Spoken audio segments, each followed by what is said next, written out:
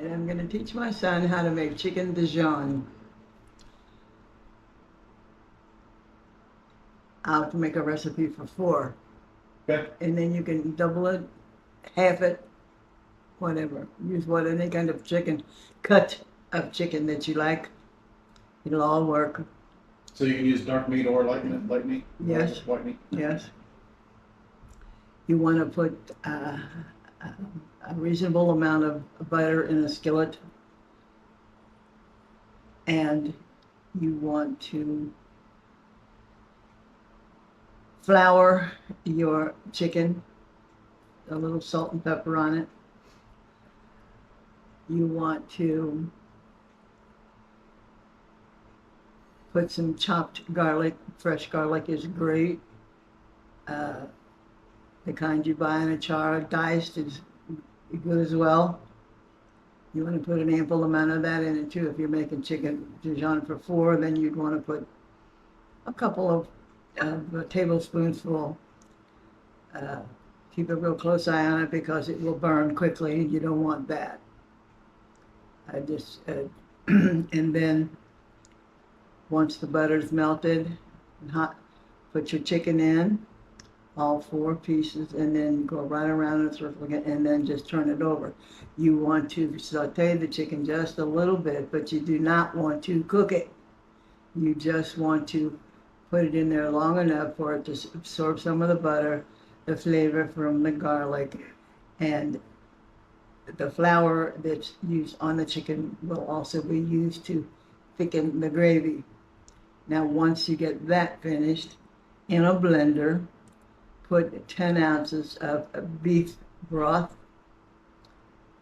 8 ounces of cream cheese, sour cream, 10 ounces of 8 ounces of sour cream, and you want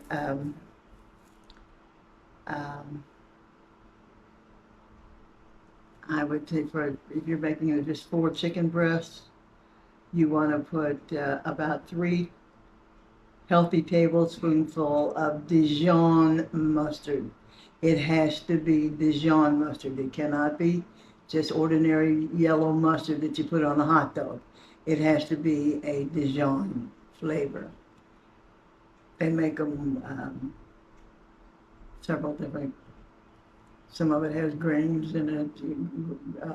Some of it is just smooth. Doesn't matter as long as it's Dijon mustard. Put that in your blender. Blend it for about 15 seconds till all those ingredients are together. Put your chicken in a baking dish. Put 2 tablespoons of the flour that you used to coat the chicken with into the blender. Blend it up with your consomme and the dry powder, or is it the stuff from the skillet? No, the dry powder. You want your dry flour. Dry flour. But you can use what's left over after you've breaded your chicken or coated your chicken. Mm-hmm. And that's all there is to it. You just put it in, pour it in on top of your chicken in your baking dish and put it in the oven. And it should take 35 to 40 minutes at about 375 degrees. You don't want to overcook the chicken because if you do, it'll get rubbery. You don't want that. You want it to stay nice and moist. But you do want it to get done. You want it to be done when it comes out of the oven. And if you can, keep an eye on the chicken when the sauce underneath it begins to bubble or boil.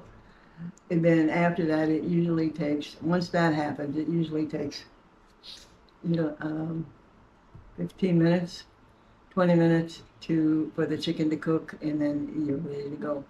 You can serve it with, I like to serve it with mashed potatoes, a nice fresh vegetable that's cooked, or you can have little new potatoes, anything like that.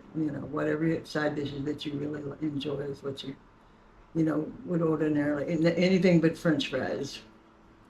And that's it. It's a pretty simple recipe. The sauce only takes three ingredients. Well, four actually, if you count the flour.